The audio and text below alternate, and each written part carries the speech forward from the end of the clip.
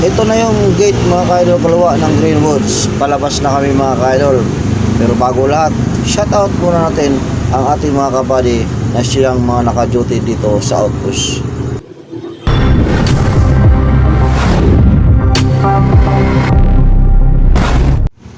Good morning mga ka-idol kalawa.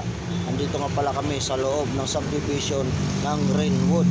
At kung magtatanong kayo kung anong ginagawa namin dito, so nasa comment section lang ang sagot mga ka-idol kalawa.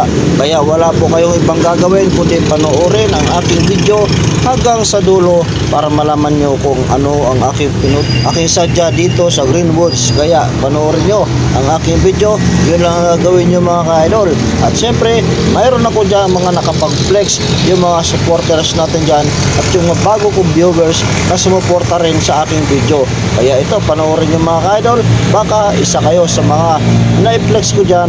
At syempre pasasalamat ko rin sa inyo yan, at mag-comment kayo kung isa kayo dyan sa mga na-flex ko. So paano mga ka-idol kalawa, dito nga pala ako sa loob ng Greenwoods mga ka-idol. At sa dami ng kanto mga ka-idol kalawa, talaga namang kahit sino maliligaw dito mga ka-idol, lalo na kapag first time mo na pumunta rito. Totoo lang, naligaw nga talaga kami.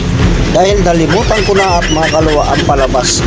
Ang papasok ang naalala ko, pero yung palabas ay nalimutan ko. Pero dahil nga may kasama akong tatlong magta, kaya nakita ko rin mga kalawa ang daan papunta ng gate. Kaya ito, panoorin nyo mga ka-idol. At bago pala ang lahat, ito naman pala yung mga epiflex ko. At sana makita nyo, isa kayo dito sa mga nakalagay dito sa flex ko.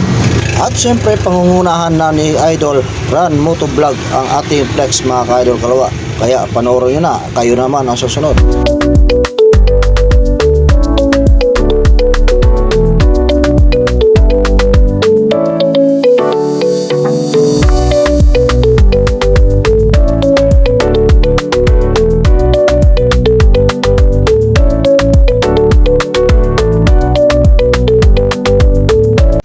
At ito na mga ka-idol kalawa, tapos na ako mag-flex sa inyo at sana nakita nyo ang inyong mga profile dito.